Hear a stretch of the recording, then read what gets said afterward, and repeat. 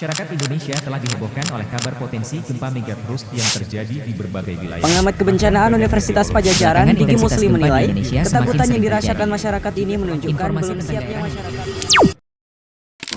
Indonesia saat ini menghadapi dua tantangan yang besar, yaitu krisis iklim global dan kerentanan infrastruktur terhadap gempa. Sebagai negara yang terletak di cincin api Pasifik, Indonesia memiliki lebih dari 295 jalur sesar aktif dan mengalami rata-rata 7.000 gempa per tahun berdasarkan laporan dari Badan Meteorologi, Klimatologi, dan Geofisika di Indonesia.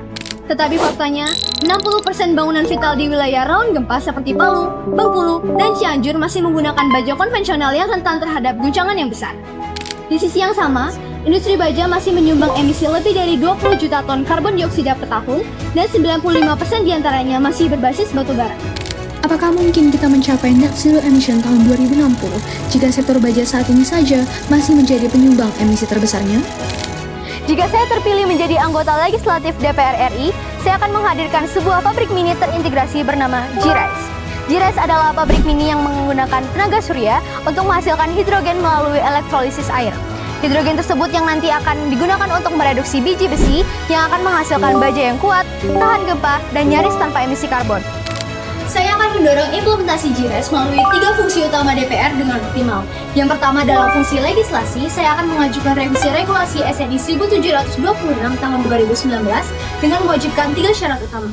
Yang pertama, penggunaan infrastruktur baja berbasis hidrogen hijau dalam wilayah rawan gempa. Yang kedua, penambahan parameter khusus gempa megatrust BGA di atas 0.5G. Dan yang ketiga adalah pemberian insentif bagi industri berbasis energi terbarukan. Sehingga hal tersebut sejalan dengan pasal 33 ayat 3 UUD 1945 yang menyatakan bumi dan air dan kekayaan alam dikuasai oleh negara dan dipergunakan sebesar-besarnya bagi kemampuan umat. Yang kedua, dalam fungsi anggaran, saya akan mengusulkan alokasi dana APBN untuk pilot project G-Rise di wilayah dengan radiasi tinggi seperti Sulawesi dan juga NTT, serta subsidi PLTS industri untuk mendukung produksi hidrogen hijau. Yang ketiga, dalam fungsi pengawasan, saya akan membentuk komite khusus yang memiliki mandat untuk mengawal revisi regulasi, audit anggaran proyek, serta forum evaluasi rutin bersama dengan kementerian dan pelaku industri lainnya sebagai dasar evaluasi dan kebijakan keberlanjutan. The steel industry must undergo a radical transformation to align with the net zero future.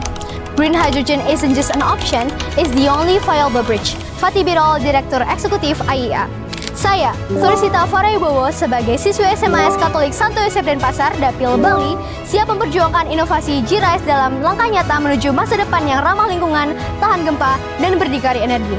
Mari kita bangun Indonesia yang kuat, hijau, dan berdaulat melalui teknologi yang kita kembangkan sendiri.